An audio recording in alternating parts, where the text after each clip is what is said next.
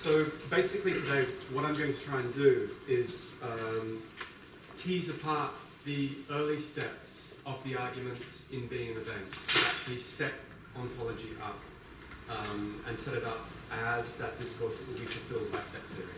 Okay, so I'm not going to be going into the formalization in any detail. I'm not going to be going into the later meditations, but I'm really going to be concentrating on an exegesis of the first 6 meditations or so.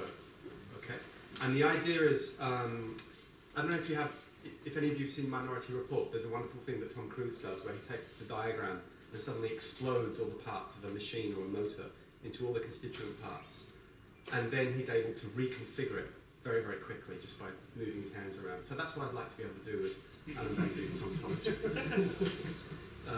And the idea is that when you open up the relationship in between the different bits, you sort of attain a certain freedom in that you can start to think about other ways that one could proceed in setting up an ontology.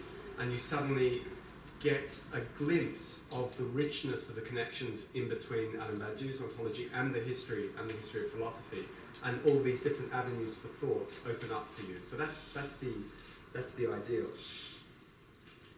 In the context of French philosophy in the 80s, and specifically those philosophers that Badiou had recognized and was engaged with, and had named as allies or rivals, such as Lacan, Lyotard, Derrida, Nancy, and Le Coulebat, and Althusser, ontology in that context was an unusual term to use.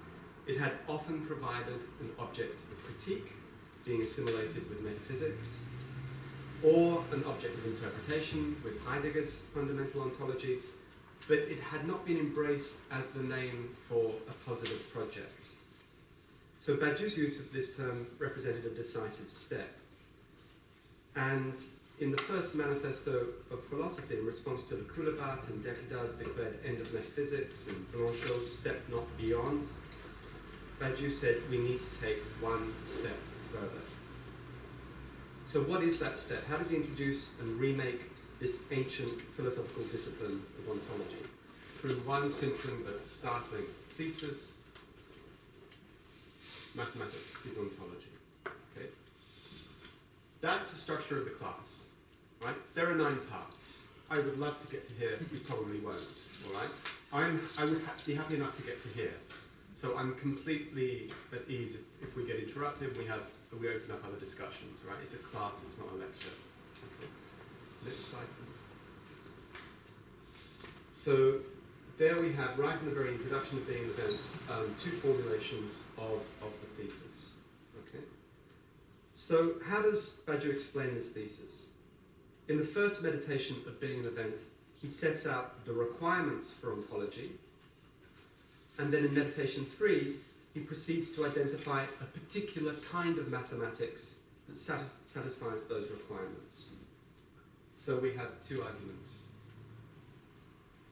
One setting out the requirement for ontology, the second one setting out the identification of set theory as ontology. At least that's the architecture as it's presented in the exposition of being an event. Right? Next slide, please. So there are 4, very quickly, there are 4 requirements for ontology, which I'm going to explain in more detail afterwards. But the one is not, as a consequence, there is inconsistent multiplicity. There is an operation called count for one that generates consistent multiplicity and the effect of oneness. And then finally, the nothing is in that it subsists within consistent multiplicities in one manner or another. Okay. So let's go into these in a little bit more detail. First, can we have the next slide?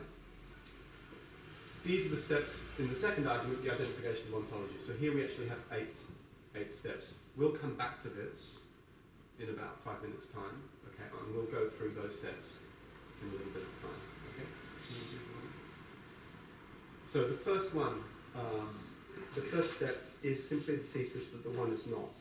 So Badiou's starting point, anchored in the history of philosophy, is an exploration that we find in Plato's dialogue with Parmenides, okay, in which you have 2 basic theses, the one is and the one is not, and then Plato, or the character Parmenides, teases out the consequences for the ones and the others of both theses. Okay, so you have this very intricate, complicated dialogue which explores these speculative theses. Okay, and my first question when it comes to the thesis the one is not is quite simple. Why choose this thesis as the starting point for an ontology? What are the reasons for thinking there is no being of the one? Okay. And one of the explanations that Badiou offers is that the kind of ontology that does start with a being of the one is the ontology called ontotheology, named ontotheology by Heidegger. And there's a kind of an economy of an interpretation of Heidegger on that point. Like, it's not Badiou's interest in, you cannot provide exhaustive interpretations of each of the philosophical figures that Badiou engages with in Being and Event, because that would have exploded the size of the book, right? And it sort of reminds me of Kant excusing how short the Critique of Pure Reason is, because if he properly explained all points, it would have been a far bigger book, so actually we should be quite happy with the length of it. And so what's offered here is a reference to an argument that another philosopher, Heidegger, had already made against ontotheology, right? And then, of course, you know, if we persist in questioning, we'll say, well, that's all very well and good, but what's wrong with ontotheology? Why can't we just do ontotheology? It worked for thousands of years in metaphysicians. Let's just continue doing that. And there are three responses here. There's a really startling essay in the beginning of the Court Traité d'Ontologie Transitoire, like it's mistranslated as Briefings on Existence. There's a short treatise on transitory ontology. There's a brief essay called God is Dead. Okay, and there there's a startling exposition of Nietzsche's thinking on that point, and an argument about the different kinds of gods that are involved in that statement, God is dead, confrontation with the whole phenomenon of a so-called return of religion in the 80s and the 90s in world politics, but there's a claim that that is an event for thought. Okay, so that's one response to why we should ditch ontotheology and its fundamental supposition. Okay. Then you have a very, very cheeky argument made by Quentin Melassu here, right, a psychoanalytic argument. I don't know if you remember this, where he argues that Alain's name actually gives the fundamental injunction of his philosophy, which is à bas l'un Dieu. So down with the one God can actually be found at the level of the signifier, which is an astonishing discovery on Quentin's. I mean, very much gives you the flavour of his kind of thinking. But he teases that out in an essay in this book, which is about logics of worlds. But then more seriously, there is a claim in Being an Event, which is quite simply ontotheologies, all ontologies that are committed to the being of one end in ruins. They end in ruins. So again, I found out when I was doing my PhD, you can't demonstrate that thesis, right? Because you have to interpret the whole of the history of philosophy.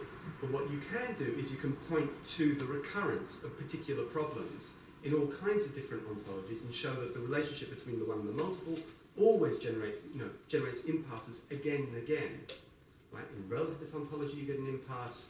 In Plato, you get impasses in the theory of ideas, the third man argument. And with Aristotle, especially if you follow a commentator like Pierre Audonc, you can never fit together form with matter to form one individual concrete substance. Okay?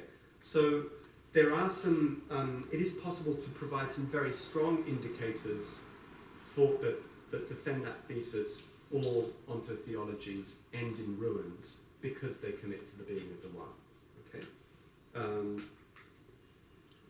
So in Being an Event, for example, Badiou refers to the abysses and the labyrinths that have occurred in the relationship between the one and the multiple, the discrete and the continuum, parts and the whole, throughout the history of philosophy. Okay. And another analogous argument is when Kant argues for the systematicity of transcendental philosophy. He says, I will have proved that my transcendental philosophy is systematic when I have shown that it resolves all of the antinomies of pure reason that occur again and again and again through the history of philosophy. So that's like an analogous kind of argument. But also, there's this statement in Being and Events. Okay? So there's a statement which does not rely on an interpretation of the history of philosophy. It does not rely on demonstrating the inconsistency of other systems. It simply says there is a founding decision. Okay? So with this one particular thesis, which is actually absolutely fundamental, you have these different ways of unfolding its actual origin. Okay, next slide, please. And am I right in hearing that each of those ways is a negative one then? That basically the initial Badiouian position is to say that it is a destructive one, that throughout history and looking at onto-theologies, they don't work, they lead to problems, so let's have a fresh start, right back to the Parmenidean beginnings. Yeah. So then the positive metaphysics begins. Yeah, you've had the negative metaphysics.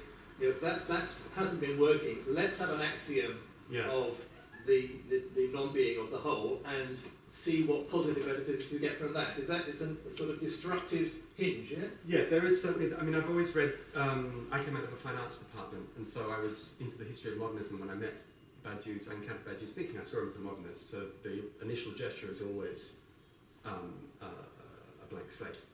Right?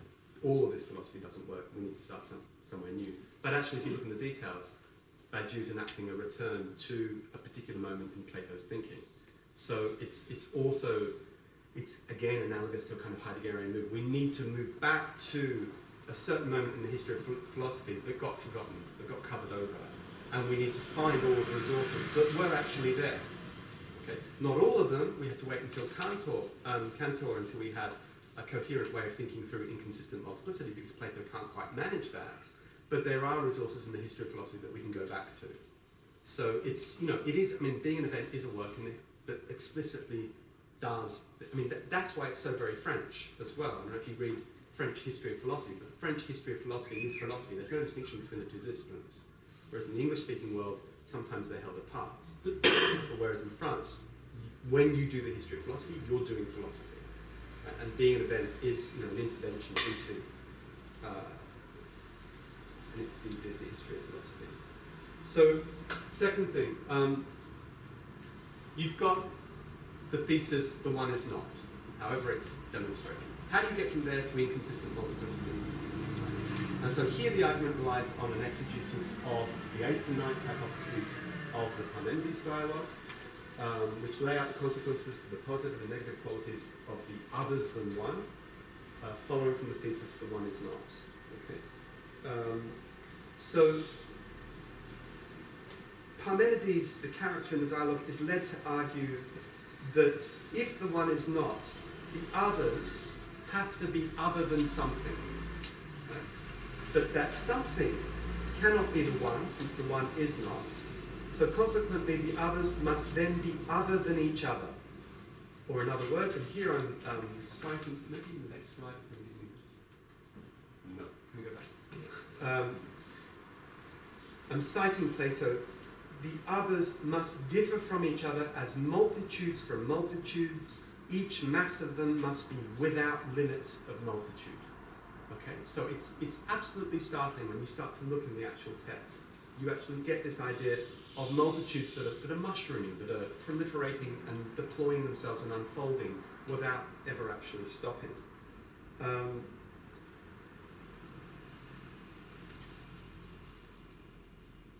So Badiou is not concerned with offering a complete interpretation of the Parmenides dialogue. What he does is use extracts from it to render conceivable both options of what he sets up as an exclusive choice. Either the philosopher admits the being of the one at the outset of ontology, or she or he must admit the being of inconsistent multiplicity at the outset of ontology. Okay? So, at least at that point, that particular argument supposes that the Parmenides exhausts all possible options for ontology, at least with regard to the one-many distinction. Okay, next slide. account for one. Okay. So meditation 1 begins with a subtle distinction. There is no being of the one, and yet there is an effect of oneness. Yadla, which is based on a Lacanian formula. In explanation of this claim, there is a passage on page 94 where Badiou says, it is astonishing that the donation of being is not in the form of chaos. There is some apparent solidity to being. Okay? And at first sight, this seems odd. You think that that's an empirical claim, and Badiou himself says, yes, it is an empirical claim 10 pages later, on page 103. This apparent effect of oneness is the effect of what he calls an operation of counting for one, which actually does quite a lot of work in being and events. Okay. So the one is not a presented being, it's not what he calls a presentation, it's an operation. And he says that there is no difference between saying there are situations or consistent multiplicities or presentations. There's no difference between saying that and saying there are operations of count as ones or count for ones. It's different terminology. One's dynamic, one's static for the same phenomenon. Okay. We have this terminology which is introduced in meditation 1. These are all synonyms. Okay, presentations, consistent multiplicities, structured multiplicities, situations. Okay.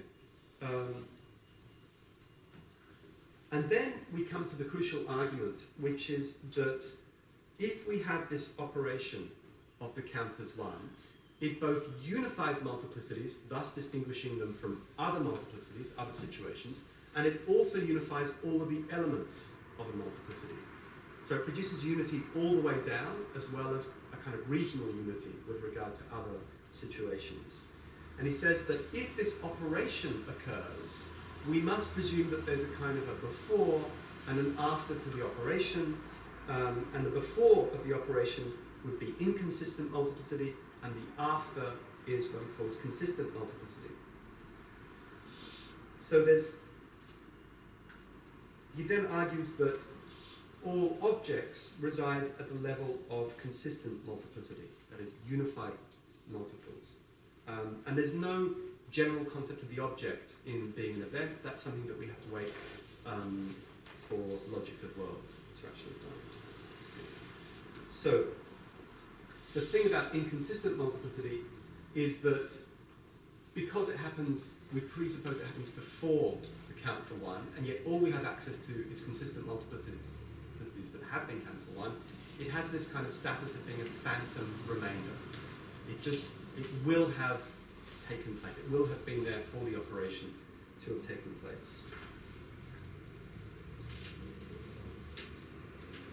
There's the second point there, that inconsistent multiplicity is not chaos. That being qua being is apparently solid. Or is it when it's presented following the operation that it appears as solid? Yeah, it's when the operation occurs. I mean, inconsistent multiplicity for most forms of thought is unthinkable. Right? It's just an absolute dispersion. There's no anchoring point for thought. Okay, and you have this.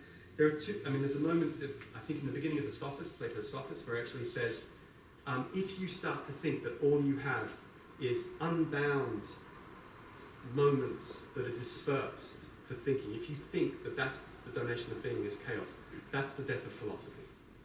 Right?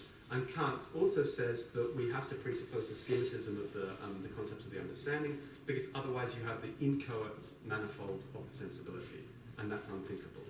So there's a moment that you get in these philosophers, Plato and then Kant, which is a similar moment. You just have to say there is not chaos, there is some solidity. Okay, next.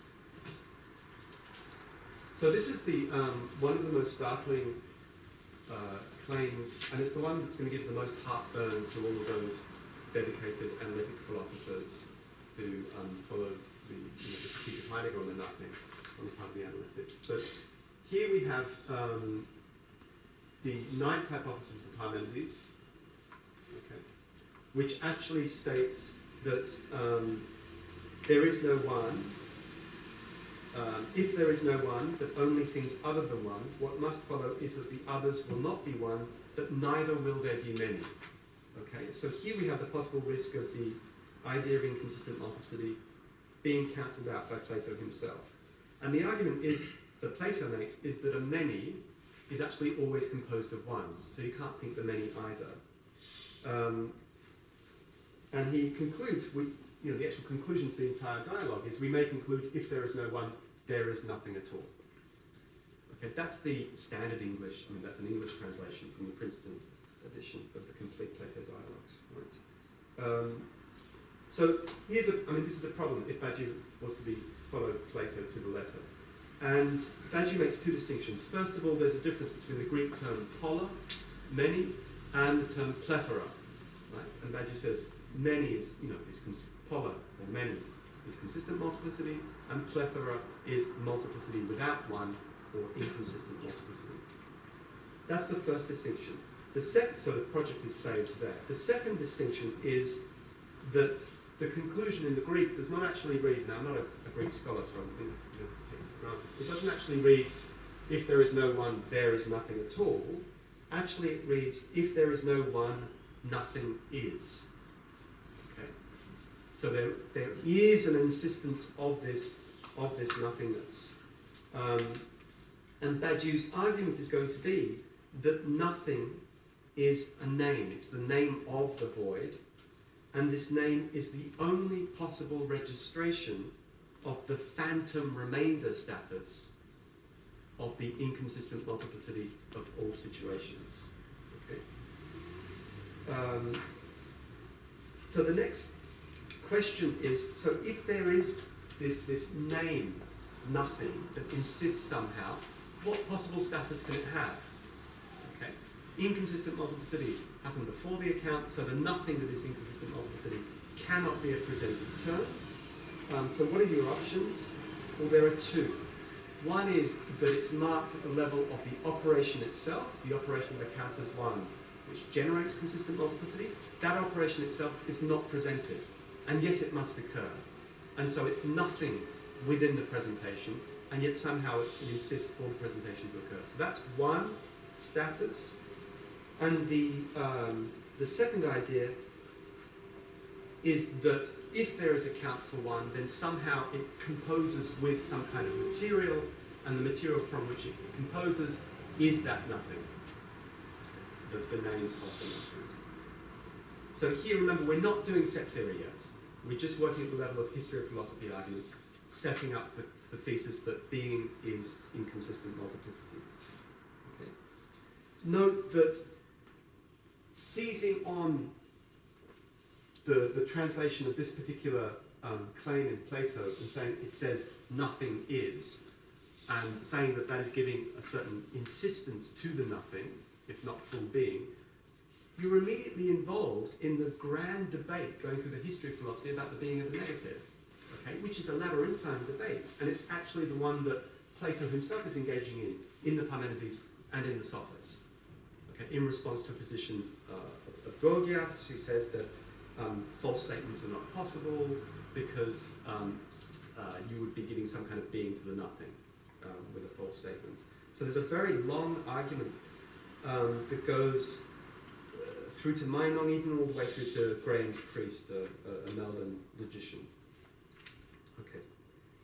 Now let's turn, next slide please, to a more detailed examination of this argument. Okay?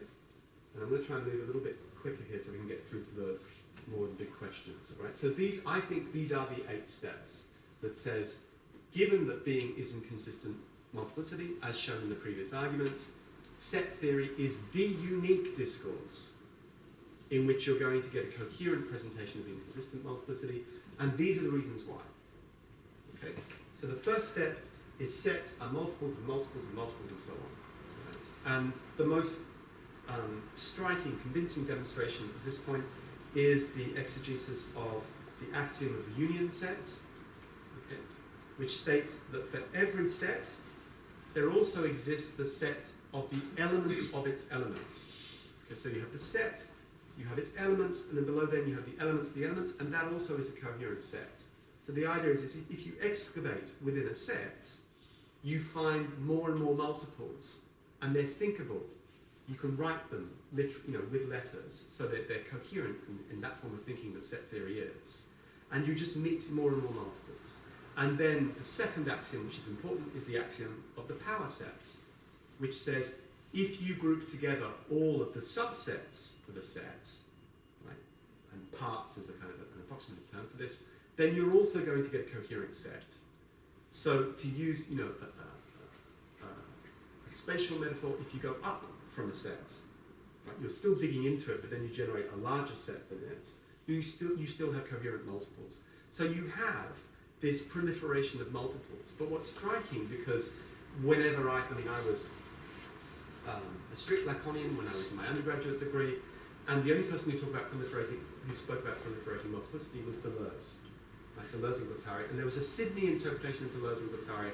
There was a kind of a hippie interpretation. So I thought proliferating multiplicities, it's too organic, it's mushrooms, I don't have anything to do with it. And what I really loved when I was reading this was, you could go through the mathematical demonstrations, right? And there was no kind of like celebration of this vitality of nature or whatever. It was just like these little writings. There were more and more and more of them. Okay. Yes. So if you want to write anything down, we've got a flip chart there. If you want, you can just. That's all right. I'm just going to make gestures. So, the series of sets that are generated through these processes of analysis or synthesis, the axiom of union, the axiom of the power set, it continues and it continues and continues to a point where Badiou states with glee, set theory's proliferation of infinities achieves the complete ruin of any being of the one. Okay, so there's the idea that you have this continual temptation in thought to award some kind of being of the one, but set theory is able against that to just continue to proliferate more and more and more infinities, kind of warding that off. For those who are interested in the tricky details, there are two complications to this proposition that set theory is a presentation of multiples and multiples and multiples and multiples. One is the axiom of the void sets. So the void set, which is the beginning set, is not actually a multiple of anything. It has no contents whatsoever. Okay. And then there's also the axiom of foundation, which says that if you do decompose any set whatsoever, at a certain point you will hit a limit, and it will be founded on the void set. So that's one of the tricky parts of the argument in being an event. So if we can move along. Okay, so that next one. Yeah, there we go. So the second great feature, the striking feature of set theory is there's no definition, there's no concept of sethood. Okay, so in a strictly mathematical, you're not looking, when you're looking at being an event, you're getting citations of set theory, but you're not looking at a treatise of set theory. Okay? And when you actually do look at one of the textbooks, there's no definition of a set. There is just stipulations concerning the use of variables. And it's from this system of axioms that prescribe how you can write sets that these sets emerge. Okay? And what I found about this was that in a very strange way, usage defines being. So it's your usage of a particular kind of writing. And it's not any usage whatsoever. It's not the free-floating realm of pragmatism. Right? It's a very specific usage that's constrained by rules. But that employment of these rules then allows these kinds of multiples to emerge. Okay, but they're not. So in a way, and this, I think that when I was doing a bit of reading for this presentation, I read Jean Toussaint Desanti's very early essay, 89 essay, on being an event. And he points out that there are some strange things about this set theory ontology. And I think that one of the strange things about it is you don't see, it's not theoretical in a certain sense. There's no speculative scene upon which you have the object of thought presented to you for your theoretical evidence. So what Lyotard called the theatre of representation, it just doesn't exist there. Right? It's not like Aristotle where you're thinking about substances. It's not like Leibniz where you have some trouble imagining what a monad is, or you're in Plato in the cave, you're in Plato's cave. there is just this practice of writing. So you do ontology by doing a certain practice, but you don't grasp the object. It emerges kind of sideways from what you're actually doing. Okay? So it's kind of like, it's like a side effect, collateral damage, if you will.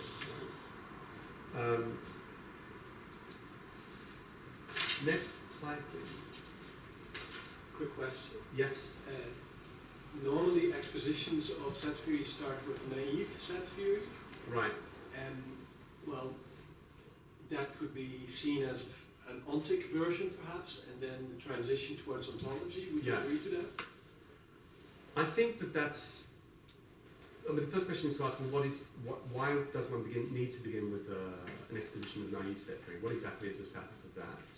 And what you've also got there, which is a question I encountered here, is an axiom system a formalization of a pre-existing naive intuitive realm? Historically, it might look like that, but given the axiom system is independent, it works on its own, it's necessarily indifferent to any other naive presentation of its material. So I think that's an artifice of exposition rather than something crucial. And the ontic ontological, that will come in later in another place. Okay. The axiom of the voids.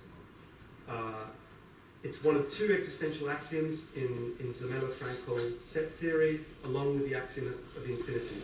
It posits the existence of the empty set. The empty set has no elements. It has, and because it has no elements, and this is a tricky section, it has nothing within it that allows it to differentiate itself from other sets. On this basis, Badiou argues that the empty set is unique because you have nothing that can mark out two different void sets. And this is important as a foundation for his claim that the void set is a proper name. Okay, so literally the philosophical claim is the void set is the proper name of being, and the referent of a proper name must always be unique.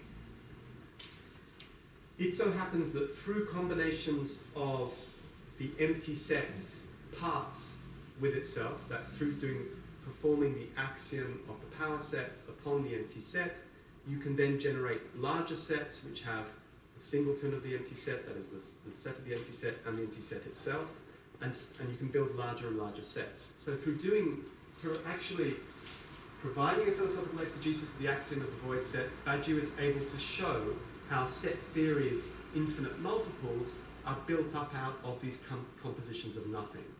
And there, that's a precise fulfillment of the requirement that there be this insistence of the nothing within multiplicity as the matter from which all multiples are composed. Remember, that was part of the first argument. So there you've got the correspondence there. Okay. 4. Set theory therefore presents pure multiplicity because presenting the multiple of multiples and presenting the void, those 2 points are compatible. So there's a tricky point in the argument where Badiou has to say that the void set, even though it's empty, is also a multiple. Okay. Again, that's a point at which you can dig down if you're an exegete and you want to really go into the details of the arguments. Okay. Moving along. This is one of the most important claims and one of the most difficult claims. Set theory is unique in its vocation, in its capacity to fulfill those requirements of writing inconsistent multiplicity. Okay. No other discourse presents inconsistent multiplicity with as much success. Now, this claim seems to need needs to make a reference to all other theories or discourses or even situations. So it seems to presuppose a theory of presentation as such. In order to say this kind of presentation is absolutely unique, you need to have some kind of minimal account of other forms of presentation. Now, many of Badiou's early works are devoted to accounting for the existence of massive blocks of repetitive established structure, whether they're called ideology, right, in the very early Althusserian works, or splice in theory of the subject. But here we just get a minimal account, which may be developed in his concept of the constructible universe and established knowledges later on. But the minimal account of presentation in general is the same thing as Badiou's account of non-ontological consistency. Okay, that is the consistent multiplicity of all other situations apart from set theory. So Badiou writes, in a non-ontological and thus non-mathematical situation, the multiple is possible only insofar as it is explicitly ordered by the law according to the one of the count. Okay? So, all non-ontological situations are unified by the count, as I said before, and on this basis they can be distinguished from other such consistent multiplicities. Okay?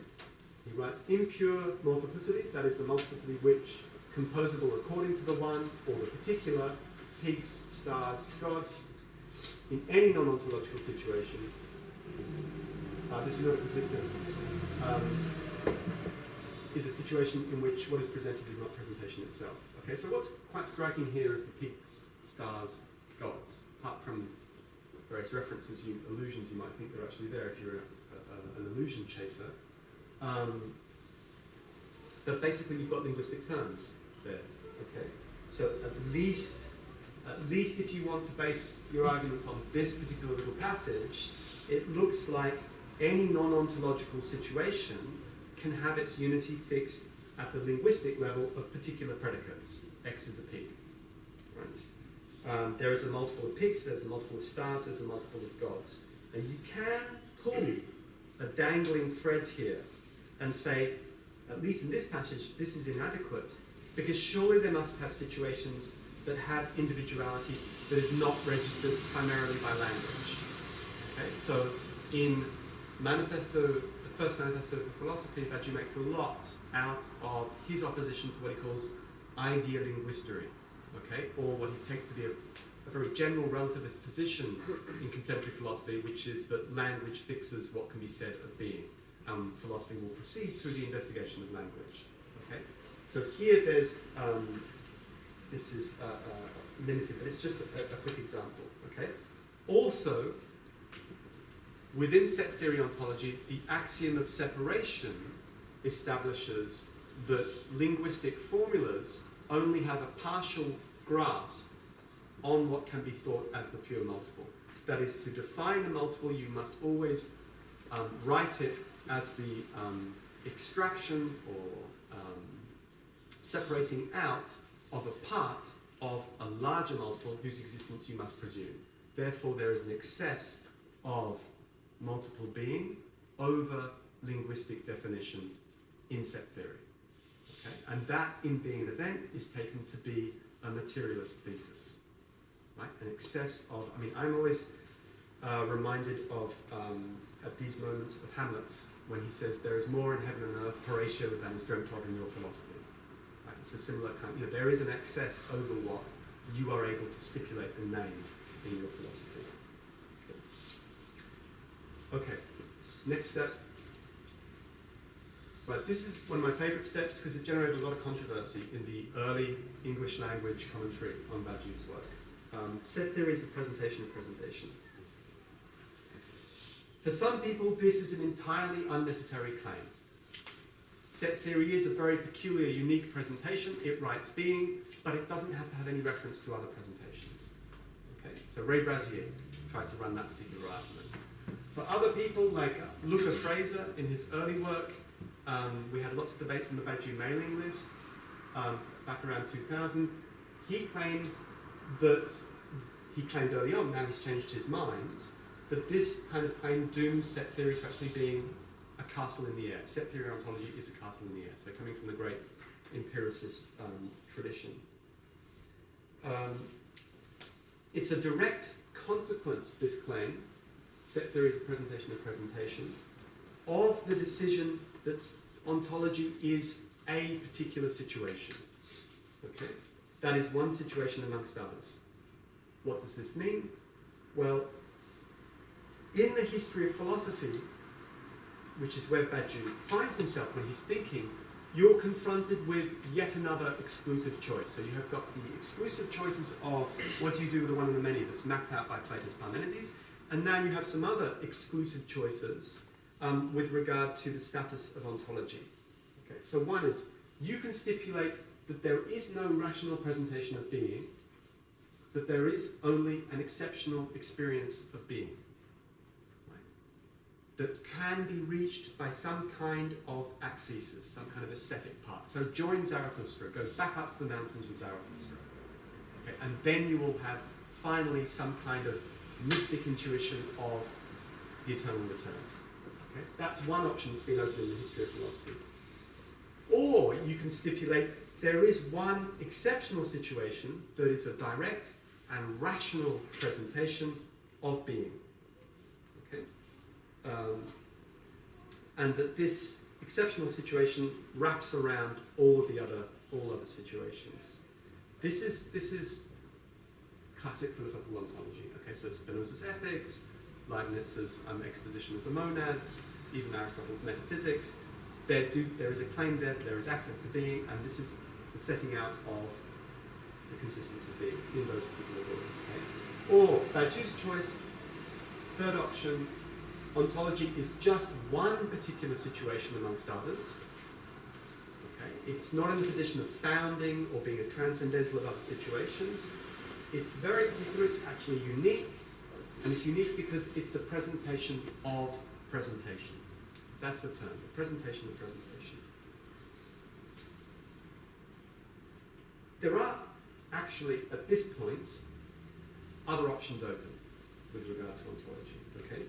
You could argue there are many situations that are ontologies, right?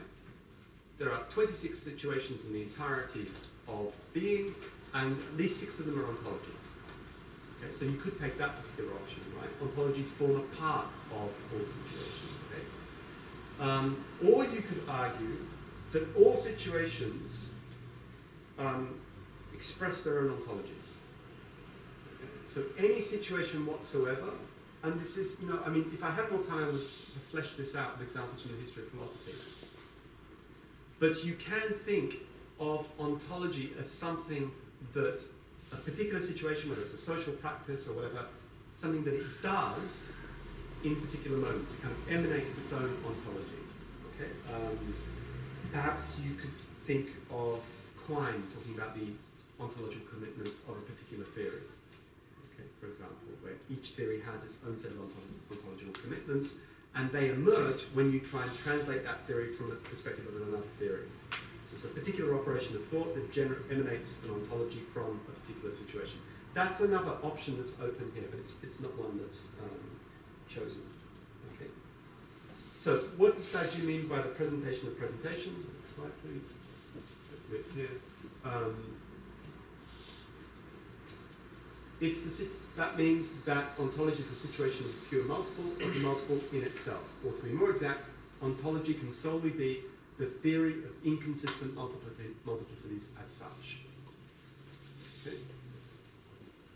So, inconsistent multiplicity resides at the level of a phantom remainder of all situations. Okay? Badiou hasn't yet said ontology is the presentation of the inconsistent multiplicities of all other non-ontological situations. That hasn't been said yet, okay? And that is to take the evidently Heideggerian roots, where being is the being of beings. Right? That's a really important moment in the beginning arguments of being in time. Being is not some transcendental one, as in of theology. Being is an attribute, it's residing at the level of particular beings. Okay? But Badiou's argument for the uniqueness of set theory ontology as the presentation of presentation does actually entail a commitment to what I call the schematism of set theory ontology. Okay, so let's next slide, please. We have this on the very last page of Meditation 1, so we haven't got very far in the book, but very interesting steps. We have this passage here. To accede axiomatically to the presentation of their presentation, these consistent multiplicities of particular presentations, right, so the non-ontological, once purified Okay, so there's an operation that takes place here, right? There's an operation occurring between ontology and non-ontological situations. Right? It relates to them, it purifies them of all particularity, seizes them before the count as one of the situation in which they are presented. As such, once they're purified, once they're grasped axiomatically, then they must no longer possess any other consistency than that of their pure multiplicity. That is the mode of inconsistency within situations. Okay? So in a certain sense, ontology speaks of the inconsistent multiplicities of other situations. Right? And this is a really difficult point, because if you've been following all the details of Badiou's argument, you know that there are some other commitments. It's not a representational ontology. There are no objects in this ontology. Okay? But yet there is some kind of form of reference. There's some kind of what I call schematism. Okay?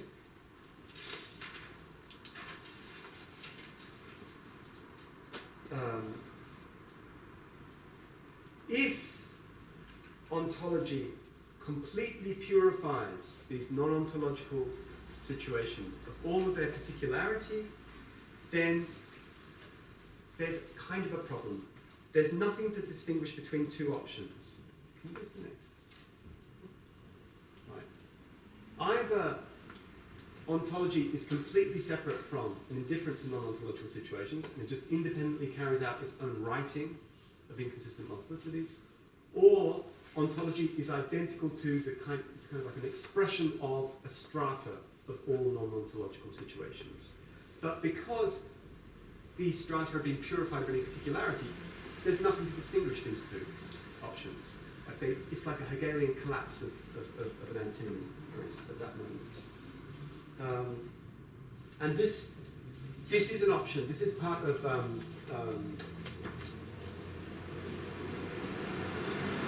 and I was thinking, so there's a wonderful interview at the back of this book, the English translation of the concept of model, and Su-Chen To, who is working with Luca Fraser on this particular book, interviewed Alain and asked him, you know, it really, I mean, if you have worked in the English-speaking world, I don't see this emerge amongst the French colleagues that I have worked on Badiou's work, but it's something that it very much comes from the English-speaking tradition. So Su-Chen had been trained in that tradition as well, asks the question of schematism, and Badiou responds, and Luca Fraser talks about it in the introduction as well, and Badiou responds along the lines of this kind of thinking at that particular moment, right? Okay, now let's move along a little bit quicker. Next step, set theories and autonomy for all of mathematics. Badiou says it can be used today to set out every branch of mathematics, okay? He doesn't claim that set theory founds mathematics, and a surprising result of logics of worlds is that set theory, for some reason, I thought that if being came before appearing to a certain extent, at least the book was written before the book on appearing, then to a certain point, not being a logician, I thought that set theory would be more primitive than category theory. But to my great surprise and delight, category theory was able to envelop set theory, write the world of the logic of appearance of set theory, because set theory, at least in the version that Badiou uses classical logic. Right? You've got an excluded middle, you have two values, true or false, right? And this is really important in some of the key arguments. And so set theory is just, it has this capacity to write all possible mathematical structures, but it's not in the position of being primitive or a foundation, okay? And then finally, mathematics is ontology. I just want to signal one point, and I'm probably not going to be able to, get to this. It's a reference to the time. And that is that often when Badiou makes this statement, there's the reference to history. Okay, so ontology realizes itself historically as mathematics, right? So there's an attention paid to the actual historical unfolding of mathematics and of the various splits and remakings of its conceptual structures that occur throughout that history. Okay? And this is an absolutely central theme all the way through Badiou's philosophy from this book onwards, right? Which is specifically sets out to theorize the historicity of mathematics in the emergence of axiom systems. And this is 69, publication of this particular book. Okay? and 68, beginning of the lectures. Okay, so the commentary's finished on the steps of the two fundamental arguments. Let's move to some questions. What is this thing inconsistent multiplicity? Okay, so there is the Heideggerian interpretation. Okay, so Peter Hallward says in Subject to Truth, incomplicity multiplicity is the being, note the Heideggerian writing there, okay, of beings. Having written my honours thesis on Jean-Luc Nancy and Heidegger on interpretation, in my 1999 PhD thesis, I argued the same thing. Okay, so we can add Feltham to the list of people who are guilty of the Heideggerian interpretation. All right. And then we're joined by very fine company because Jean-Luc Nancy himself said the same thing. Right? So of course Nancy would see the Heideggerian nuances in Alain's argument and would seize upon those and approve of them as well. Okay. There's an objection to the Heideggerian interpretation. First of all, in Badiou's own polemics, he says we must have done with the philosophies of finitude. Okay? And Heidegger does seem to be very much a great representative of the philosophy of finitude. He also says we need to have done with poetic ontologies of presence. Again, Heidegger is a target there as well. Second, as soon as you actually say set theory writes the being of beings, you land in all the problems of schematism, which you have to resolve. So, for example, Ray Brazier used to say, this is wrong. Right? So Ray Brazier in, I haven't got that one here, in Think Again, so it's a 2004 essay, he says, it is crucial not to conflate this distinction between consistency and inconsistency with any kind of ontological difference between beings and being. Whereas Heidegger's being is in transcendent exception to everything, that is because it is more than anything. Badiou's void is in immanent subtraction to everything, that is because it is less than anything. Okay? So, I'm not sure that Ray's a great interpreter of Heidegger, but it was very important for him in his attempt to interpret Alain's philosophy to recuser, to dismiss this kind of interpretation. Okay. Next slide. So, that's fine. So, in my defense, there's an entrance on the ontico-ontological difference in the index at the back of being an event. Badiou supports himself this Heideggerian interpretation in the short treatise on transitory ontology as well. So there are a lot of elements that support that interpretation of inconsistent multiplicity. Okay. Right. Another question concerns this idea that inconsistent multiplicity is nothing for any consistent multiplicity, and yet somehow it subsists. Okay, and I indicated very briefly that is to participate in this great historical debate over the being of the nothing. You find all kinds of references, question of the being of evil as lack, and so on. The most likely influence, I think, for Badiou's conception of the subsistence of the void with all presentations is actually Lacan. Okay? So Lacan speaks of the whole question when Jacques-Alain Miller, this is a point that Alain cites, when Jacques-Alain Miller said when he was like 23, what's your ontology?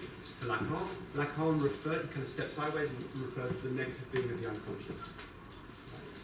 Right? And there's, as some of you may know, in kind of show and tell, there's a history in psychoanalysis, and even in Freud, there's a history of different statuses of the unconscious in Freud's thinking. Okay? Specifically with regard to the actual practical question of what do you do as an analyst, how do you analyze the resistances, that kind of thing. And you have the presumption that somehow it's an objective reality that you need to uncover. It's something that cannot be accessed but must be supposed as lying beneath, an hypokaimenon.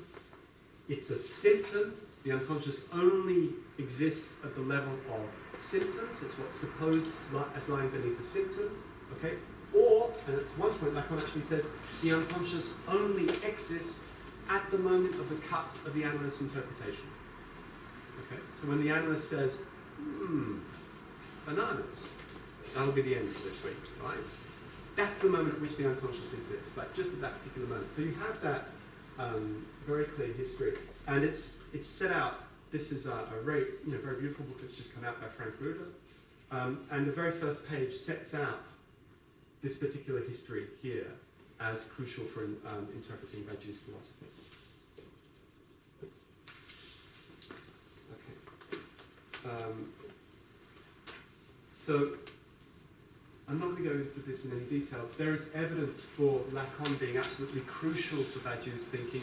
In the introduction, there's this wonderful biographical note where Alain says that he had been groping around in the exegeses of the Lowenheim-Skolem paradoxes and had only improved on theory of the subject and technical subtlety, and then suddenly he realized that he had been caught in a logicist dead end with regard to the referent of formal writing, and that it was Lacan's thesis that the real is the impasse of formalization that opened up the way for Badiou realizing that you could argue that mathematics writes being by being.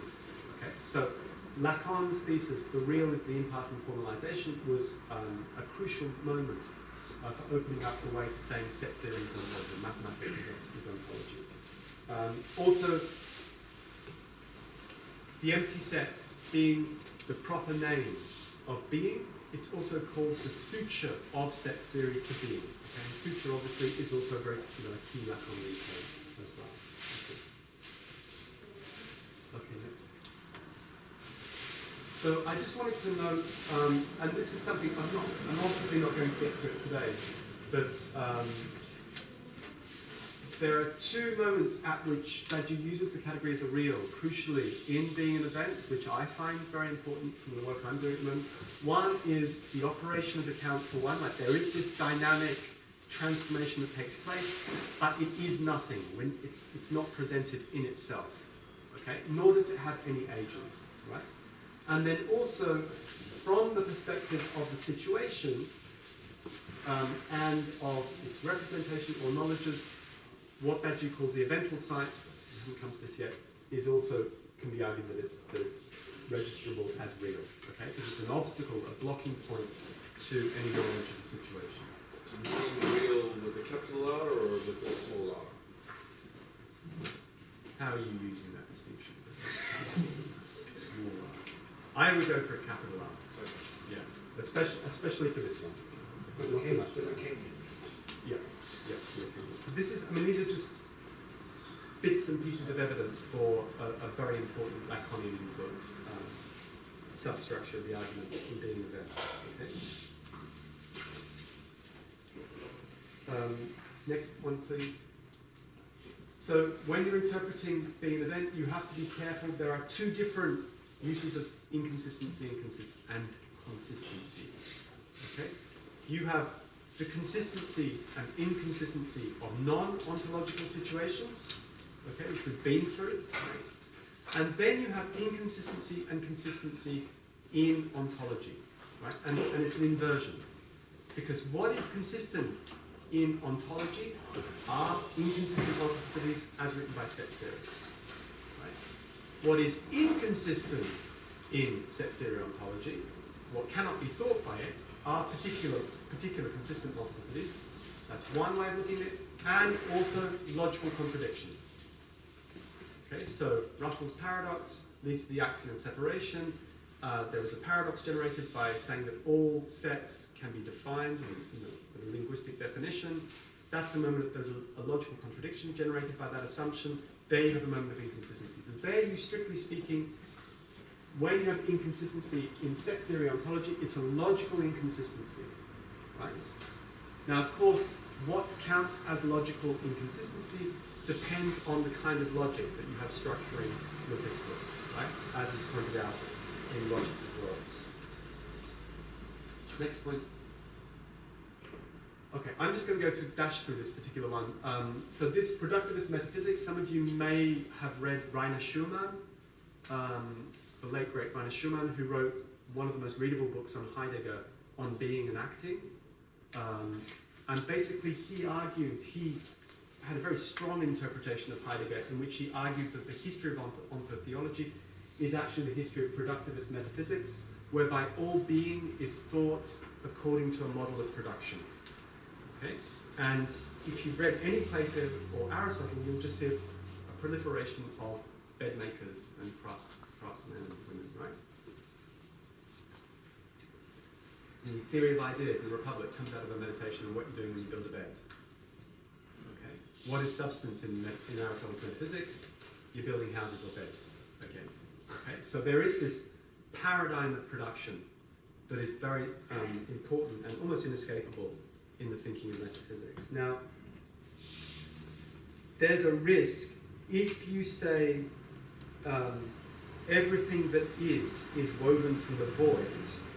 It sounds like you have formal writing as a forming into this particular writing of these consistent multiplicities. Okay?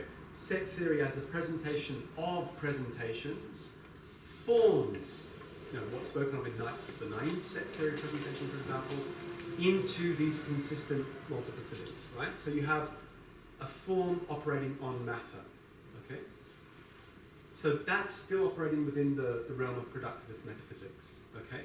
And it's a little bit like the kind of dodgy side of A Thousand Plateaus of Deleuze and Guattari's treatise, where you have these terrible apparatuses of capture, these assemblages that grab on to the inchoate multiplicity of the plane of immanence, or deterritorialized flows, and sort of coagulate them and reterritorialize them and create these molar unities like history, God, man, etc., etc.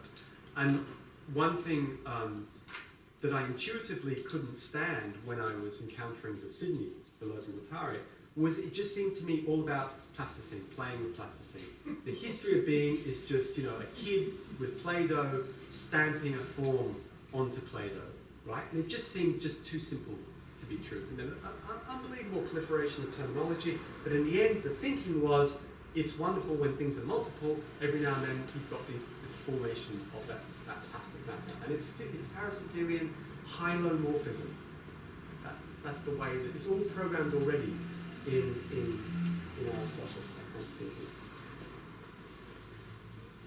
Badiou escapes this very easily. Again, the axiom of union shows that you can decompose sets into precise other sets. You can analyze all the way down and produce more multiples and write them very precisely. So inconsistent multiplicity is not plasticity. It's not another form of matter as plasticity.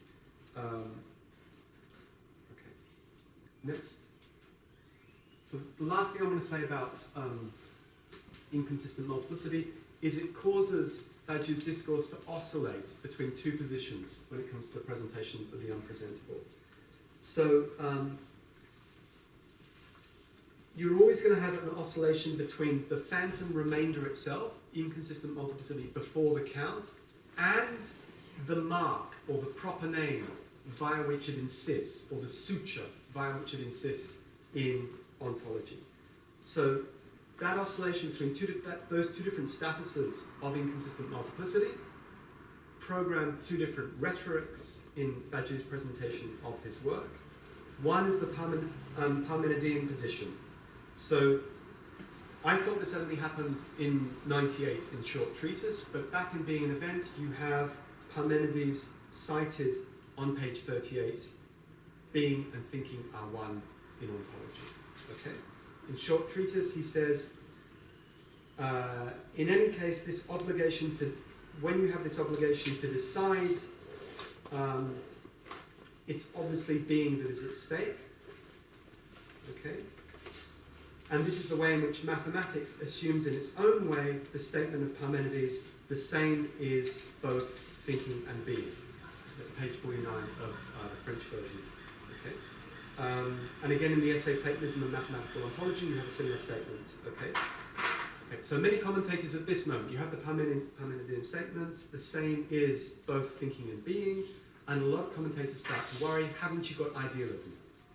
Okay. What just happened to Badiou's materialism at that particular moment? Okay. And so what you need to do is you need to go to work showing that there is a materialism that resides at the level of formal writing or the letter. Okay. So Ray Brazier has followed that route. He talks about the materialism of the letter. Justin Clemens, Luca Fraser, and also Frank Ruder as well, because this book is called An Idealism Without Idealism, that I just showed you. Okay. So that a lot of people have gone into that question of what is the materialism of letters, and obviously have had to look at Lacan for that question again. Okay, so that's one option, the Parmenidean, which says that in the ontological presentation, given that inconsistent multiplicity does reside at the level of the sutured being that is the empty set, I am thinking being in ontology, right? But at the same time, at other points, he says, the thesis that I support is not a thesis about the world, but about discourse. The empty set is not being, but the name of being. Strictly speaking, being is diagonal to the whole one-multiple dichotomy. Page 24. Does this mean that being is not multiple either? Strictly speaking, yes, because being is only multiple insofar as it occurs in presentation. So those kinds of statements imply a split between ontology, the thinking of being, and being qua being itself. It's because there's an idea of this coming to presentation of being. It's a more Heideggerian moment. So that oscillation is programmed by the double status of inconsistent multiplicity. Okay. Question 2, what is consistent multiplicity? Okay. Just thinking about time and what to do.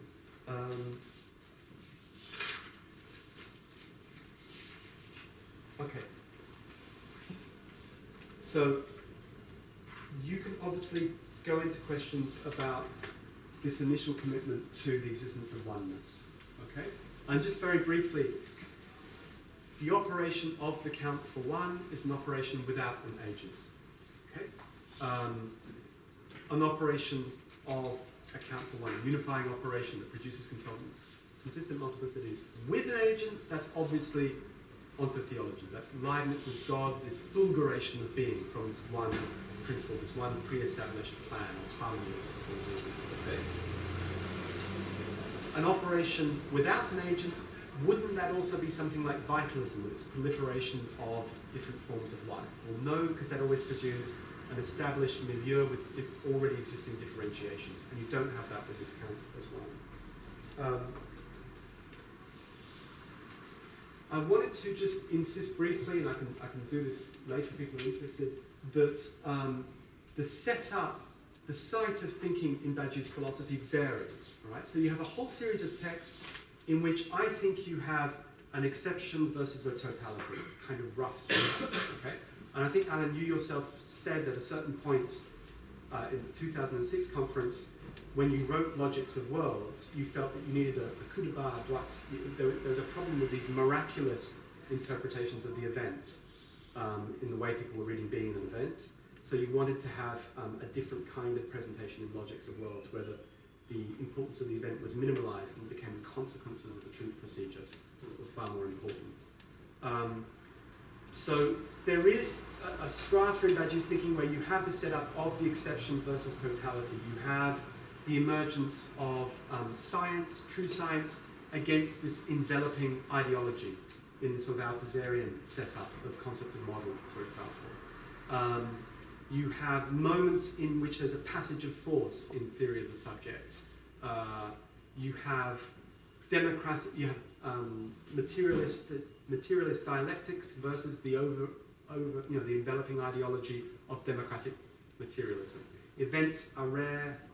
Okay, what's more frequent are obscure subjects or conservative reactionary subjects, etc., etc. So you have that particular schema.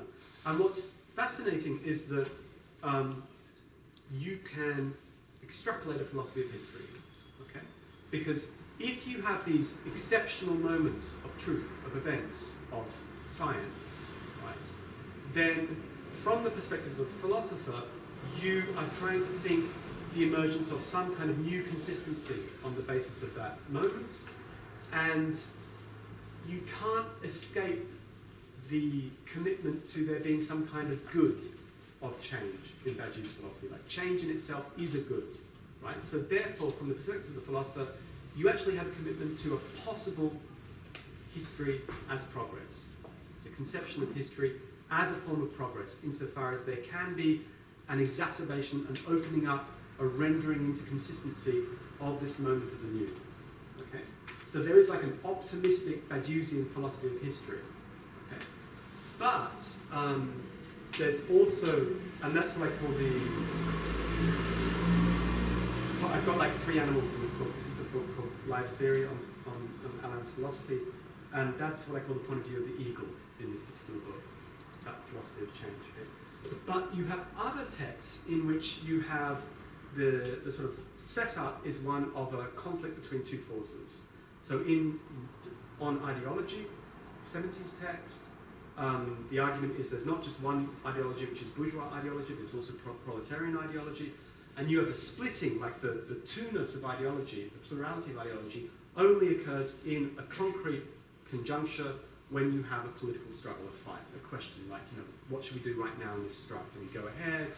Do we negotiate? Do we capitulate? At that moment, you have the emergence of 2 completely different ways of thinking. So there, in that setup, you have a more kind of Greek antagonism, okay, between 2 forces that are potentially equal, okay.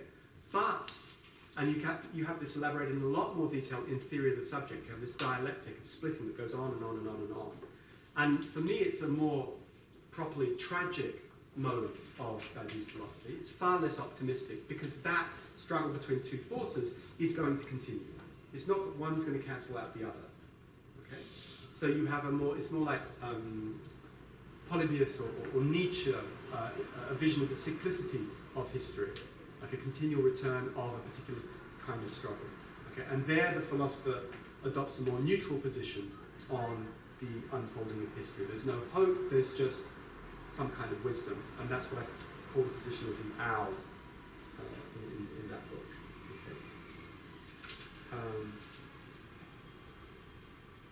Okay, okay, next. Let's keep going. Let's keep going. Let's keep going. Right. Why do we do ontology? Okay. We do ontology so as to stop doing ontology and to make space for thinking change, or that which is not being plugged in.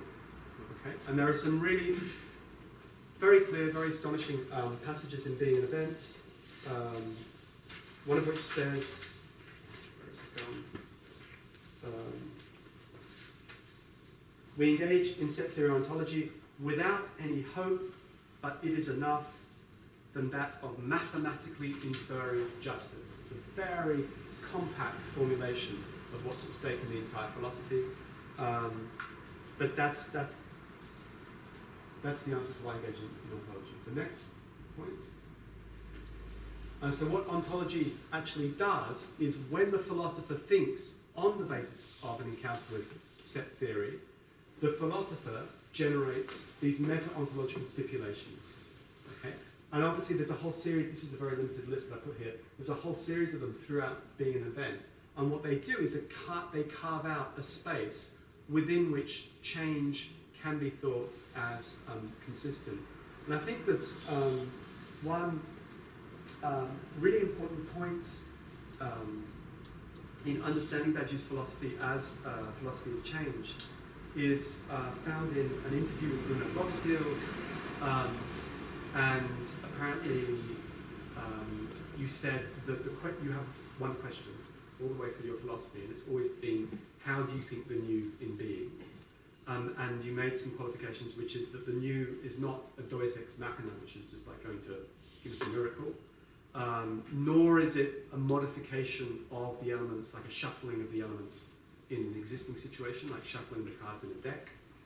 but it's the imminent emergence of something genuinely new, like a radical transformation of the whole of the situation from a moment inside that situation. So that's, I mean, it's very helpful, especially I think, you know, when I was a postgraduate, when you come across these kinds of formulations, you think, oh, that's what this philosophy means.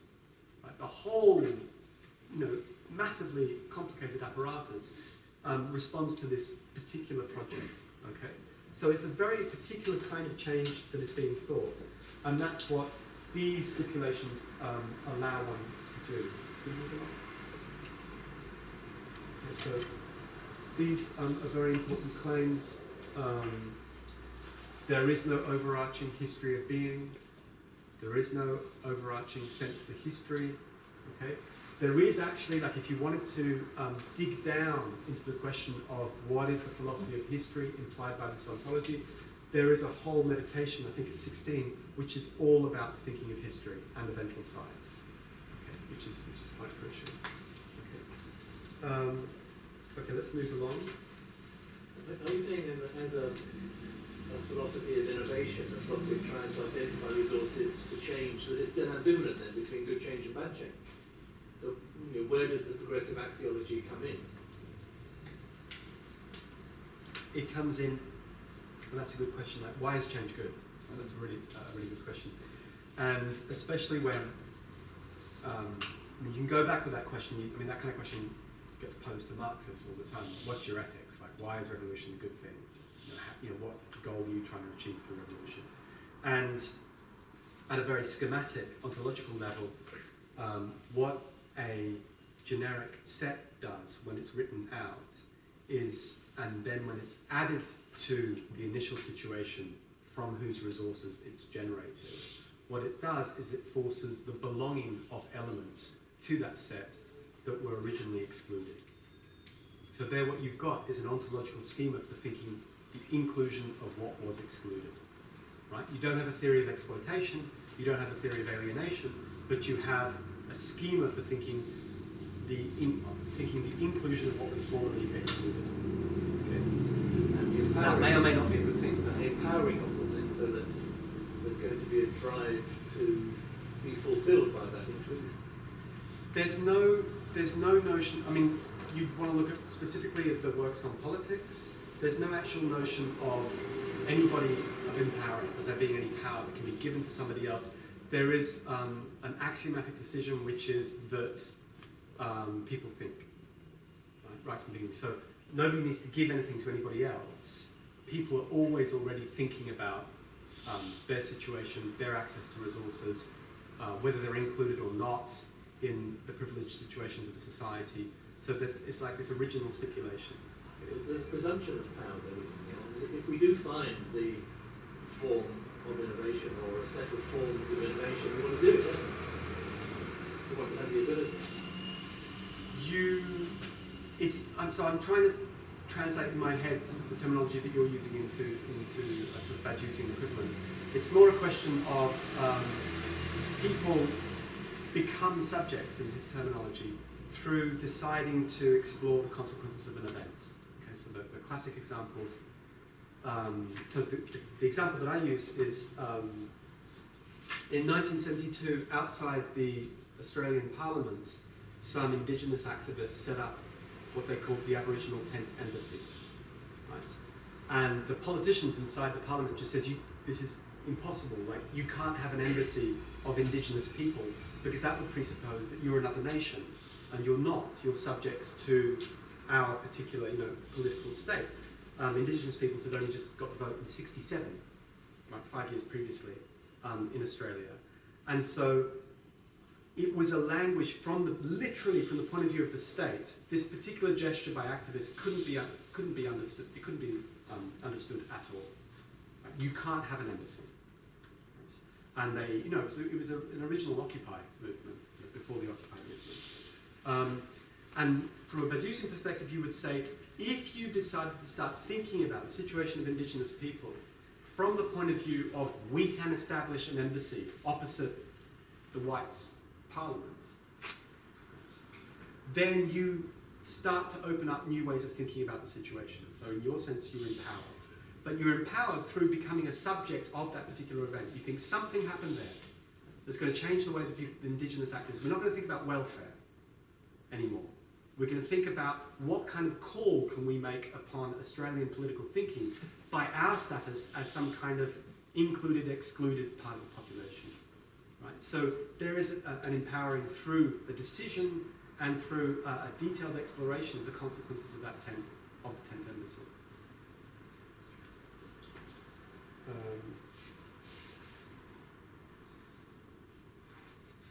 Okay, so I do want to get to in 13 minutes, I want to get to a conclusion, and I just want to resolve this question of schematism. So, in being an event, there are, can we go through it a bit more? Okay, I'll go back. There we go. So, there is schematism in being an event. Okay, so there are sentences, there are passages that say set theory formalizes any situation whatsoever insofar as it reflects the latter's being as such. Okay, so despite Ray's attempt to disqualify such readings, it's in the text itself. Okay, so myself, Luca Fraser, Su Chen To, Sam Gillespie as well, asked the question, well, how then do you actually get from a non-ontological situation to a set? Right? How do I say, is there any method? Is there any particular form of discourse? Is there a kind of analysis that you have to perform to say that non-ontological situation, okay, like the UK right now, is a historical situation. It has these 1, 2, or 3 eventful sites. What kind of argument is that? Okay. And we wanted a philosophical method or an analysis. Okay. And it seems obvious to me now that with the example I just gave, that's a political argument that you make. And you say there are eventful sites. Okay.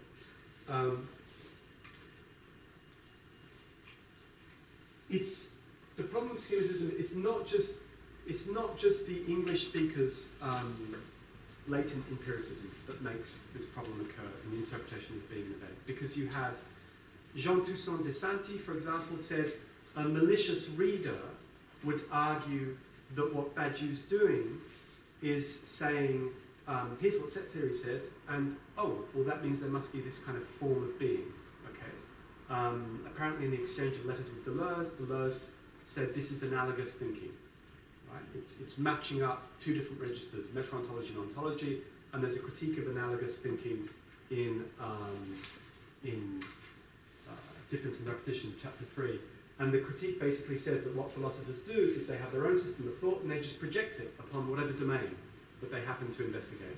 You know, Derrida criticizes the way that Sartre talks about literature for similar reasons. Okay? And the idea is that Badiou already has his commitment to a philosophy of change and of radical change. He already has these ways of thinking that we can look back in the early works. He goes into set theory and he cherry picks what he needs out of set theory to fit that pre-existing system. So Jean Toussaint de Sainty says a malicious and lazy reader would argue like that. Okay? Deleuze makes the accusation of analogous thinking as well. Right? So that this question of what is the relationship between set theories, multiples, and these non-ontological multiples that they apparently schematize, how does that schematization actually work? That's a really, really big question. Okay? And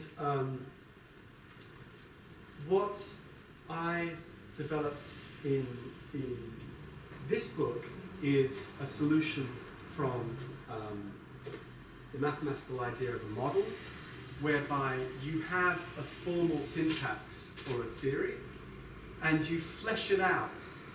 You give values to its variables from a particular semantic field, right, that already exists. Okay, so you say, I will interpret this syntax by using variables taken from this semantic field. Okay? And if that works, if I'm able to flesh out all of the axioms of the formal syntax, then I will have produced a model of the theory. Okay, so it's not that theory models the real, it's that we can model with certain semantics theories. We generate a model of a theory. Okay? And what I think happens when you take all those meta-ontological stipulations, and you go and think through the existence of a non-ontological situation, like I did with the Aboriginal Tent Embassy in 1972, and I also did it with modernist theatre, Meyerhold's theatre. What you're doing is you're taking a syntax from Badiou's philosophy, like a whole series of stipulations and theses, and you're fleshing it out and seeing, because it doesn't work sometimes, right? You're fleshing it out with the variables from your chosen field. Okay, so I said, is there an eventual site in Australian politics in 1972? Yes, there is. Okay, was there an event? Was there an intervention? Are there inquiries? Is there a fidelity? What happened to that fidelity? Those questions I can ask, I can flesh them out, and what I do is I produce a model of the theory. Okay? So I'm not using the ontology to come up with an adequate representation of the real. What I'm doing is I'm generating a new object for thought, which is the indigenous embassy in 1972 as a generic truth procedure. Right? That's a new object for thought, which then other people can engage with, okay, and disagree with, or pull apart, or base their thinking on it, or not. And so I can start off a kind of a dialogue on that basis. So it's kind of set theory ontology, as it creates meta-ontology, has this productive feature of possibly allowing us to generate new objects of thought by fleshing out its syntax in different semantic fields. Okay? So what I'm doing there is, I'm not saying I've got a given situation, then I'm going to generate a schema. It's like I'm going to generate a new object. I schematize in a productive way. It's kind of like the productive imagination in a certain sense. So that's one solution to the problem of schematism, which I think that we can explore. There's a lot of other material here, but I think that the most of the important points have been covered. What I really wanted to emphasize is what I've come to very lately, which is the importance of the work of commentary. Okay, because certainly when I was a postgraduate, when I finished my PhD, I felt like I was scratching, at the very edge of a pyramid, and that I wasn't bringing much to it myself, and I was just trying to understand it, and it was too complex and so on. But what I understood specifically from going back and finding all my references was that it was the workshops that we organised back then that gave rise to the publications that exist today. And the kinds of problems that emerged in discussion have animated original philosophical investigations. Right? So look at the kind of stuff that Ray Brazier is doing nowadays, look at the kind of stuff that Alberto is doing nowadays, or Peter Hallward is doing nowadays, or Bruno Botsfields. And it's that sort of febrile investigation and pulling apart of the problems actually has given rise to a lot of really, really original philosophy. And this sounds very prejudiced on my part, but I think that it's one feature of the communities of scholars around Badiou's philosophy, and one of the great virtues of his philosophy is you actually don't get disciples, right? Or you don't get many, compared to the secondary work on Derrida and the secondary work on Deleuze. There's something about those philosophies that means that people feel they have to be absolutely faithful to the master. Whereas, Badiou often boasts of corrupting the youth of today. And I think that there's a kind of reverse corruption. We corrupt Badiou's own work by going off in our own directions. Okay. Thanks very much.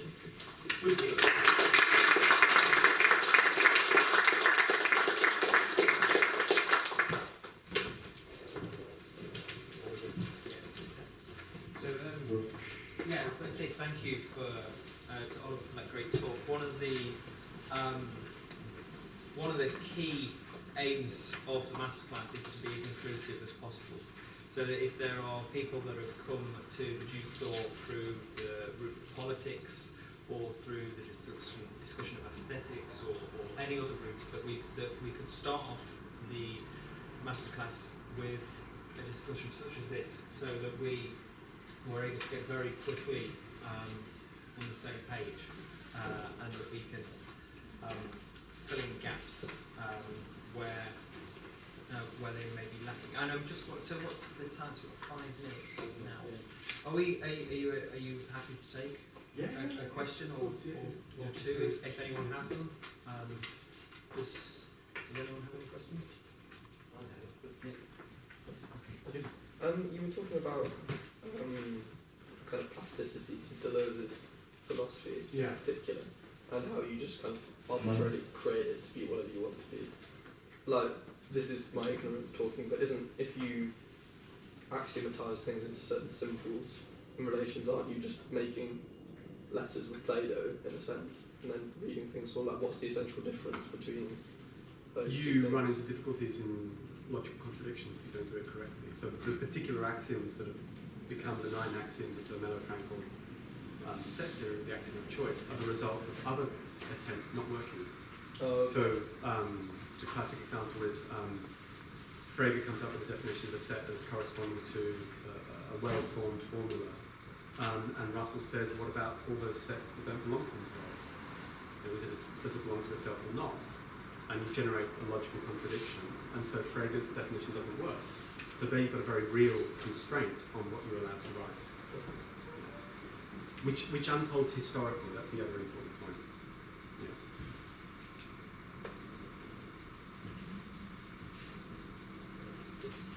Yeah, we just. Thanks very much, Dr. Wood. It's extremely helpful to me and very, very rigorous.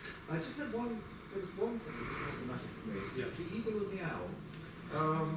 I mean, I take the point very much about there being 2 kinds of thinking there. I can't see from my own point of view why you characterise the eagle as optimistic and the owl as tragic.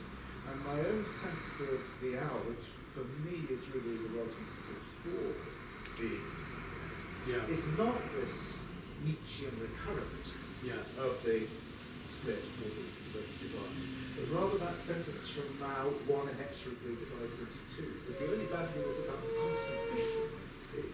It's dynamic. I tend to think that there is an insipidly tragic note to the later, not what the Badger himself wants to Right. but because of what I'll be talking about, which is of course the concept of rarity, Yeah.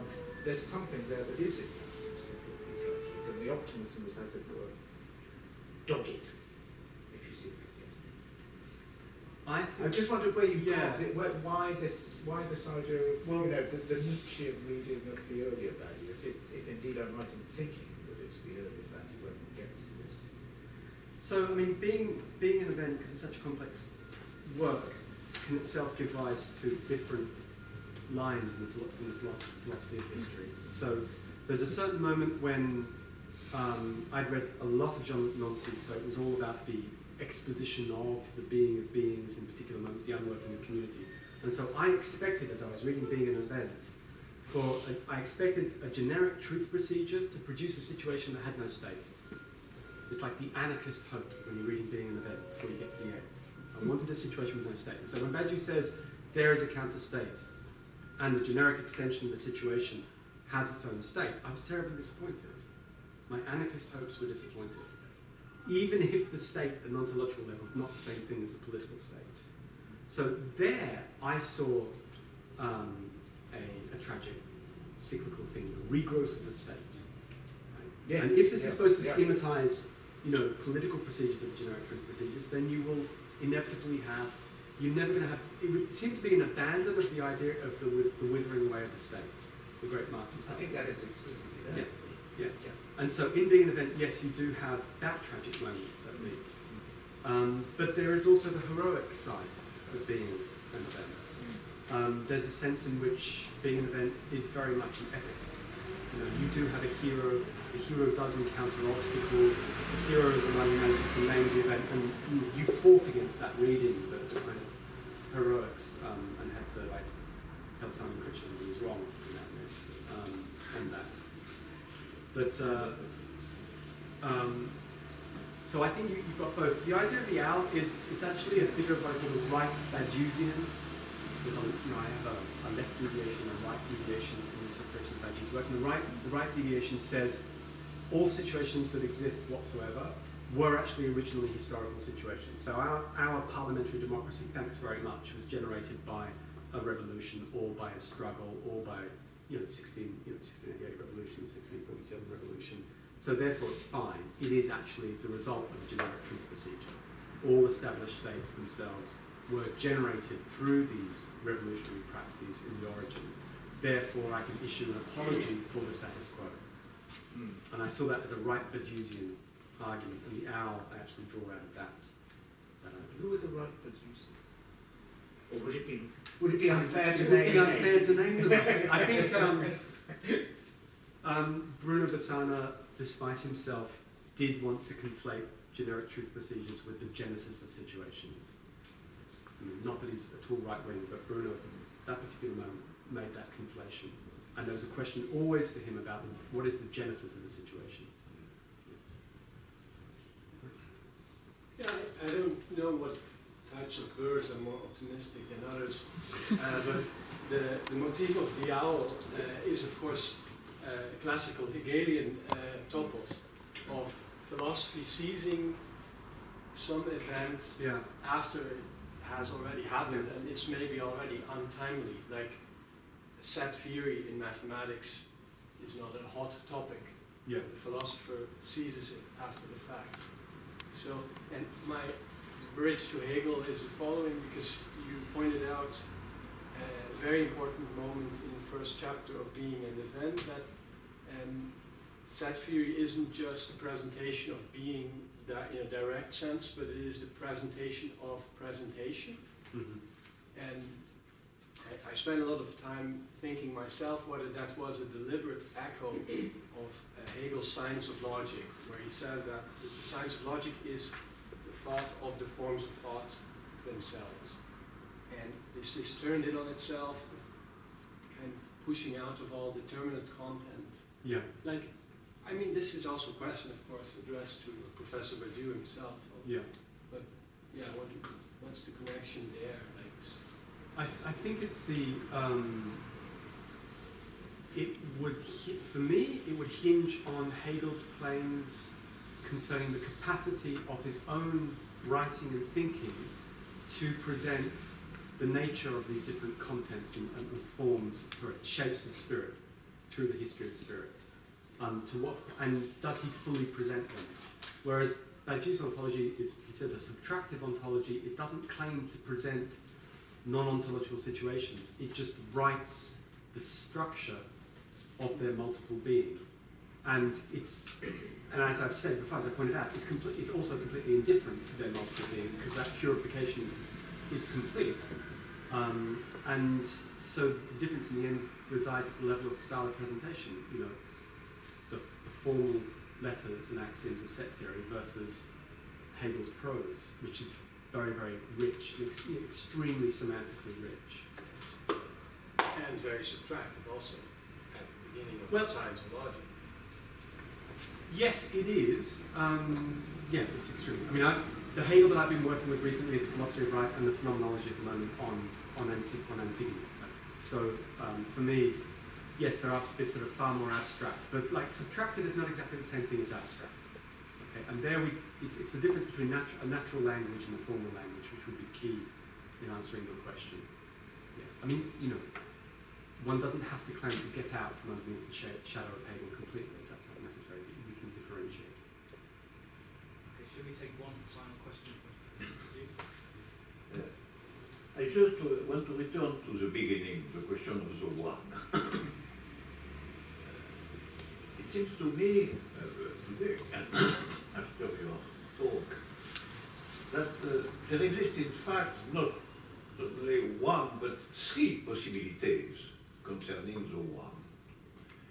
The first is the one is the totality. We find something like that in Spinoza, and after that, in some sense, in Nietzsche and Deleuze, under the name of life, of the productivity of life. So the first question, which is under the question of the one, is the question of totality. It's the first one. The second possibility is post-classical. It is the transcendency of God and so on. so ontology, strict sense.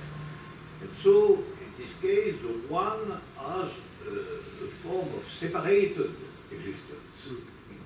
It is not immanent. If it's a totality, the one is immanent. Yeah. Immanence is a very important concept of all that sort of tradition.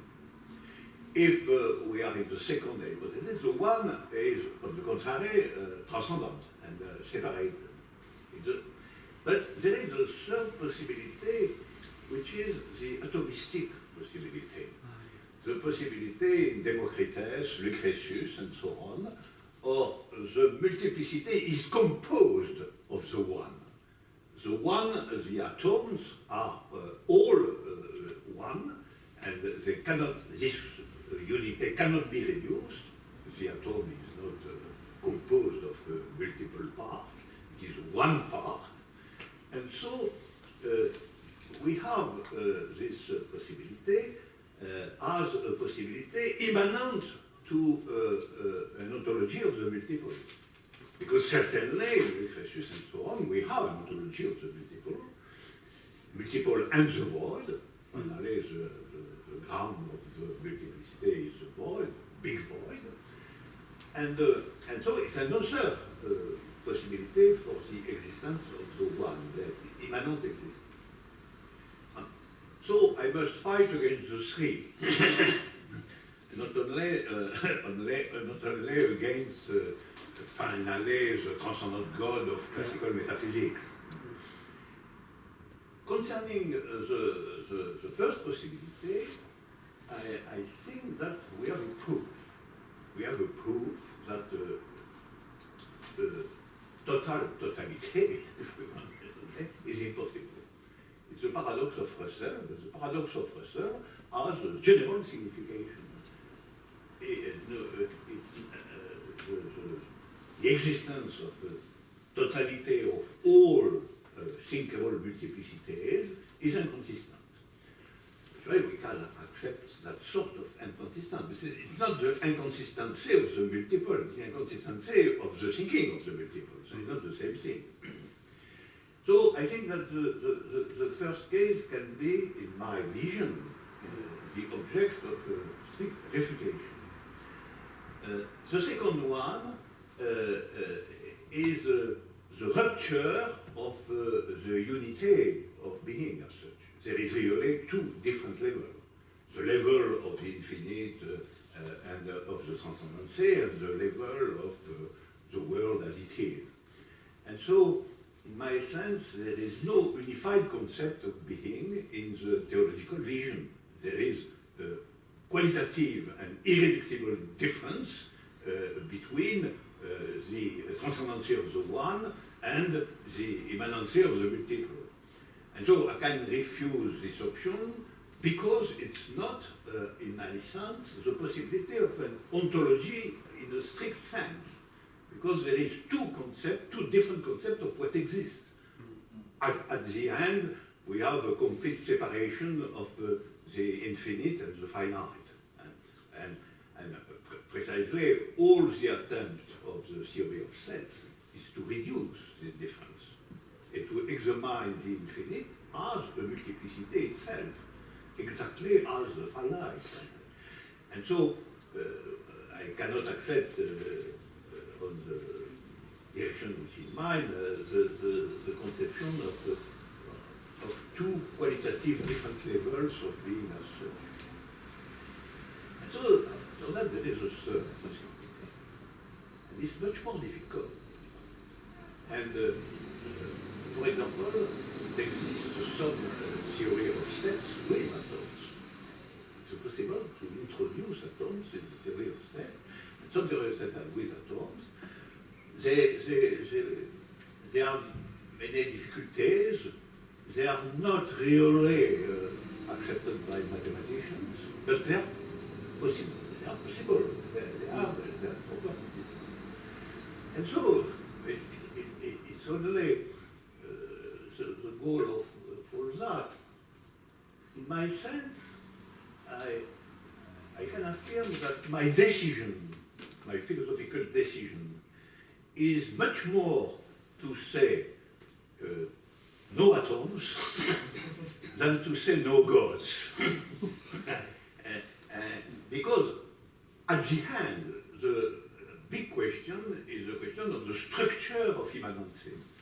So the structure of immanency and the structure of immanency is not the same option if the immanency of being is composed of irreducible atoms or is composed of inconsistent multiplicity.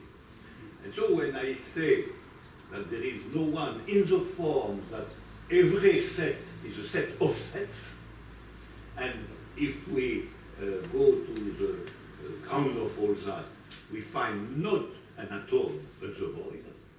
It's the real ontological choice, I think. There is a moment of a theoretical decision about God. Okay, yes, thank you very much. And I think we